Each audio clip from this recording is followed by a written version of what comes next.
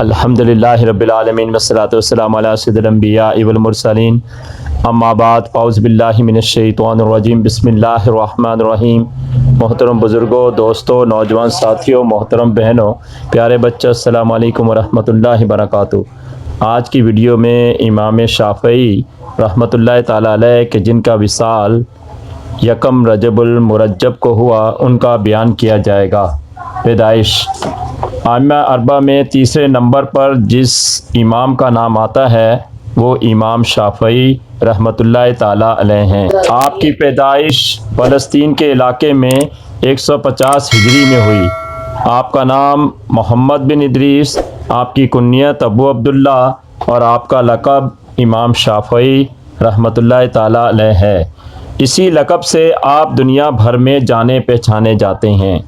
تعلیم و تربیت آپ کی ابتدائی تعلیم و تربیت آپ کے والدین نے کی، پھر علاقائی مدارس سے علم دین حاصل کیا، پھر امام محمد بن الحسن شیبانی رحمۃ اللہ تعالیٰ علیہ اور امام مالک بن انس رحمۃ اللہ تعالیٰ علیہ سے آپ نے علوم اسلامیہ کی تکمیل کی۔ آپ کی کتب اپنے گھر والوں، والدین اور اپنے استادوں سے علم دین حاصل کر کے آپ فقہ اور شریعت کے مہرنما بن کر طلوع ہوئے اور بہت زیادہ دین اسلام کی خدمت کی۔ آپ نے دین اسلام کی ترویج و اشاعت کے لیے متعدد کتب بھی تصنیف کی۔ آپ نے فقہ کے اصولوں پر کتاب الاعلام نام سے ایک کتاب لکھی جو کہ بہت زیادہ مشہور ہوئی۔ آپ لغت فقہ اور حدیث دونوں کے امام تھے۔ آپ نے حدیث پاک پر 2 کتب بھی تالیف کی جو کہ مسند شافعی اور اختلاف الحدیث کے نام سے بڑی مشہور ہوئیں۔ آپ کے شاگرد آپ کے بے شمار شاگرد تھے جن میں امام احمد بن حنبل رحمۃ اللہ تعالیٰ علیہ، امام داؤد ظاہری رحمۃ اللہ تعالیٰ علیہ اور ابن جریر طبری رحمۃ اللہ تعالیٰ علیہ زیادہ مشہور ہیں۔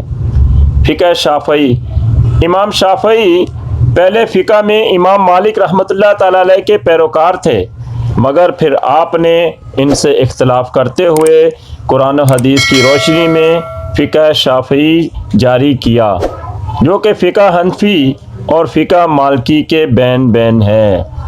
آپ نے فقہ حنفی کی دلیل استحسان اور فقہ مالکی کی دلیل مرسلہ کو ترک کر دیا اور اپنا الگ مسلک اختیار کیا۔ آپ کے فقہ شافعی کی خصوصیات آپ کے جاری کردہ فقہ شافعی کی درج ذیل خصوصیات ہیں۔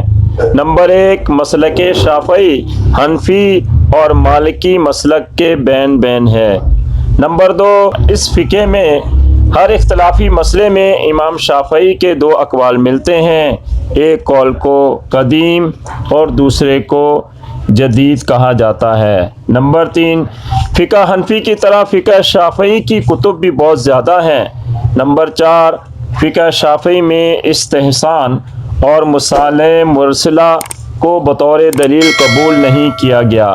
نمبر 5، علم اصول فقہ کی بنیاد اگرچہ کہ امام اعظم امام ابو حنیفہ رحمۃ اللہ تعالیٰ علیہ نے رکھی تھی، مگر اس کو باقاعدہ ایک فن کی حیثیت دینے میں امام شافعی رحمۃ اللہ تعالیٰ علیہ کو اولیت حاصل ہے۔ وصال غرض کے عظیم الشان مقام کے حامل امام شافعی رحمۃ اللہ تعالیٰ علیہ دین اسلام کی بہت زیادہ خدمت کر اس مہینے یعنی یکم رجب المرجب 204 ہجری کو مصر میں وصال فرما جاتے ہیں۔ بوقت وصال آپ کی عمر 54 برس تھی۔ اللہ عز و جل سے دعا ہے کہ وہ بھی ہمیں امام شافعی کی طرح دین اسلام کی خدمت کرنے کی اور ان کے نقش قدم پر چلنے کی توفیق عطا فرمائے۔ آمین بجاہ النبی الامین صلی اللہ تعالیٰ علیہ وسلم۔ وما علینا الا البلاغ۔